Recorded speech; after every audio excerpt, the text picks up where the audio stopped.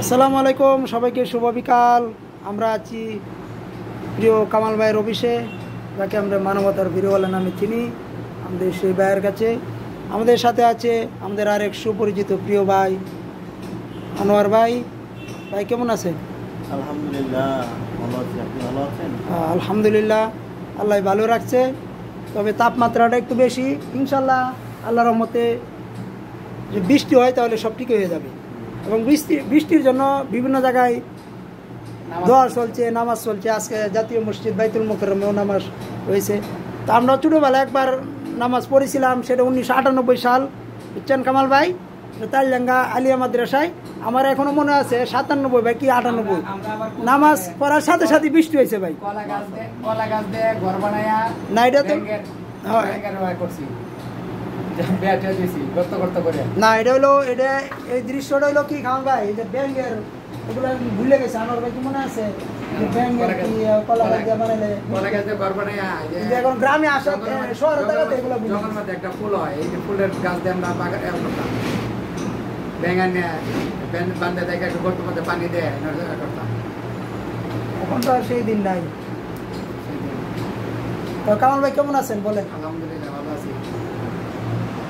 ওদের তাপটা খুব বেশি বাইরে, বেশি আছি। আলহামদুলিল্লাহ ভালো আছি।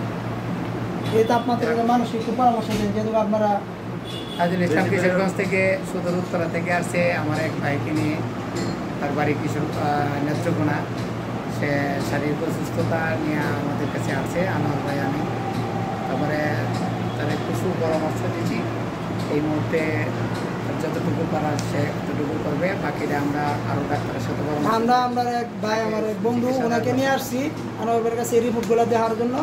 উনি ভালো একটা পরামর্শ দিলেন। ইনশাল্লাহ আশা করি এই পরামর্শ অনুযায়ী যদি চলেন ইনশাল্লাহ ভালো হবে। আমরা আরও পরামর্শ দেওয়ার জন্য আরও ডাক্তারের কাছে পরামর্শ নিব এবং সুপরামর্শ এবং সুচিকিৎসার জন্য আমরা ব্যবস্থা করব ইনশাল্লাহ। যারা এই ভিডিওটা দেখবেন পরবর্তীতে সকলকে আমি আমার আদর ঘরের পক্ষ থেকে ধন্যবাদ জ্ঞাপন করছি এবং আমাদের সাথে থাকবেন এবং আমরা যেন এই কাজগুলা সুন্দরভাবে করে যেতে পারি এবং সুষ্ঠুভাবে এবং মানুষের কাছে ইয়া করতে পারি, সেই জন্য আমাদের জন্য দোয়া করবেন। এবং তাদের ইসলাম মিশন ভাই কিশোরগঞ্জ আমাদের খুব কাছের লোক, এবং আর্য ভাই আমাদের খুব কাছের লোক, আরও আছে জসিম ভাই, আরও অনেকেই, নাম বললে নাম শেষ করা যাবে না, নামের পরিধি অনেক বড়। আমাদের যারা আদরঘরের সাথে সংশ্লিষ্ট আছেন সকলকে আমার আদরঘরের পক্ষ থেকে ধন্যবাদ সকলকে। আমাদের প্রিয় আনোয়ার ভাই কিছু বলতেন?